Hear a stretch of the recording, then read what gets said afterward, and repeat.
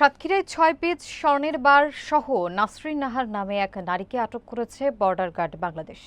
বুধবার ভোরে বাঁকাল চেকপোস্ট এলাকায় অভিযান চালিয়ে তাকে আটক করা হয়।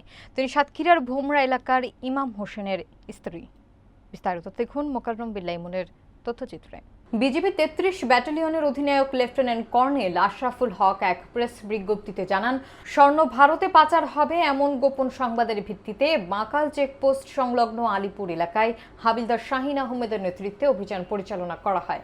অভিযানে নাসরিন নাহারকে আটক করে তল্লাশি চালিয়ে ৬টি স্বর্ণের বার, নগদ ১৩,০০০ টাকা এবং একটি মোবাইল ফোন উদ্ধার করা হয়। উদ্ধারকৃত স্বর্ণের ওজন ৫১৭ গ্রাম ৮৫ মিলিগ্রাম, যার আনুমানিক বাজার মূল্য ৭৬,৭৪,৫৩৭ টাকা। বিজিবি জানায়, জব্দকৃত স্বর্ণ এবং নগদ অর্থ সাতক্ষীরা ট্রেজারি অফিসে জমা দেওয়ার প্রক্রিয়া চলমান এবং আটক নারীকে সংশ্লিষ্ট থানায় হস্তান্তরের কার্যক্রম প্রক্রিয়াধীন রয়েছে।